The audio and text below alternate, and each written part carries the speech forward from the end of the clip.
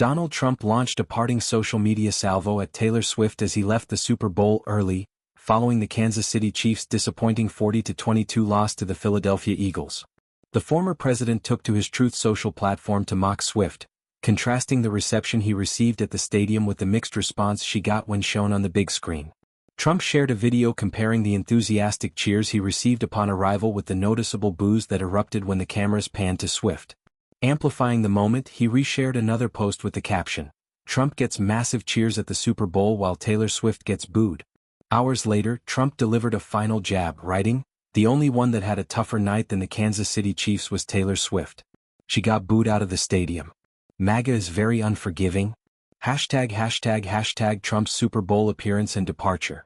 Trump's presence at the Super Bowl was highly publicized, marking the first time a sitting president attended the game. He arrived at the New Orleans Superdome alongside his daughter Ivanka and son Eric, shaking hands with players, law enforcement and emergency responders before kickoff. Before the game, Trump had confidently predicted a Chiefs victory, citing his admiration for quarterback Patrick Mahomes, who is rumored to be a supporter. "I hate to do it," Trump said in an interview referring to making a prediction. "I guess you have to say that when a quarterback wins as much as he's won, I have to go with Kansas City." However, his optimism was misplaced as the Chiefs fell apart in the second half, prompting Trump to make an early exit. Despite his allegiance to the Chiefs, Trump's history with the Eagles has been less than friendly. The Philadelphia team famously declined his White House invitation following their 2018 Super Bowl victory, a move that likely contributed to his disdain for them. As the game progressed, it became evident that the Eagles had the upper hand, leading to Trump's departure shortly after halftime. The Trump-Swift feud. The animosity between Trump and Taylor Swift is well documented. Swift has publicly endorsed Democratic candidates in past elections, throwing her support behind Joe Biden and Kamala Harris in 2020 and again in 2024. In contrast, Trump has repeatedly dismissed Swift, going as far as declaring "I hate Taylor Swift" on Truth Social just 5 days prior to the Super Bowl. Swift's political endorsements have made her a polarizing figure among conservative voters, many of whom view her as emblematic of liberal Hollywood elites. Her advocacy for voter registration and social issues has only further cemented her as a political adversary in the eyes of Trump's base. Ahead of the election, Swift took to Instagram to encourage her followers to research the candidates and register to vote, a move that irked Trump and his supporters. The Super Bowl provided yet another flashpoint in their ongoing feud. Swift, who has been a fixture at Chiefs games due to her high-profile relationship with tight end Travis Kelce, was in attendance to support her boyfriend. However, her presence drew a mixed reaction from the crowd, with audible boos overshadowing the cheers.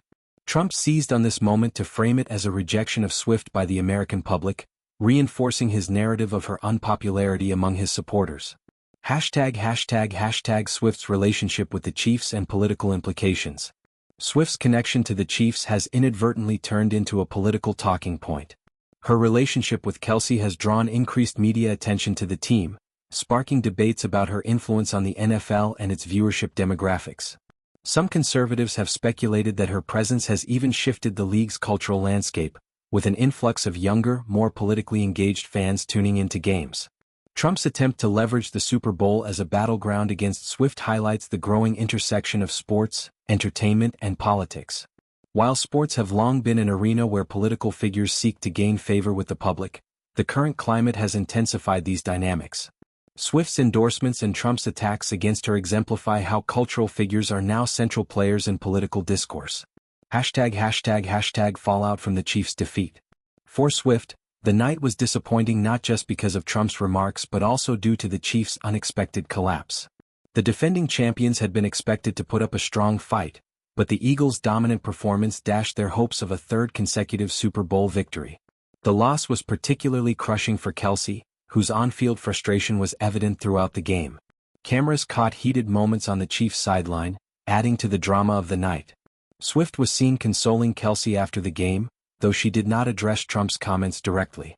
Despite the evening's setbacks, she remains one of the most influential cultural figures in the world, with a fan base that dwarfs even Trump's most ardent supporters. Her silence in response to his jabs may indicate a refusal to engage in what she perceives as political theater. Broader implications. The Trump-Swift dynamic is emblematic of the broader cultural divide in America. Trump represents a populist, nationalist movement that views mainstream celebrities with suspicion, while Swift embodies a progressive, socially conscious brand of activism that resonates with younger generations. Their feud is not just personal, it is a microcosm of the ideological battle playing out in the country. As the 2024 election approaches, both figures will likely continue to play a role in shaping public discourse. Swift's endorsements and voter engagement efforts could influence young and suburban voters, while Trump's attacks against her will continue to energize his base. Whether their paths cross again remains to be seen, but one thing is certain: the battle for cultural and political dominance will rage on.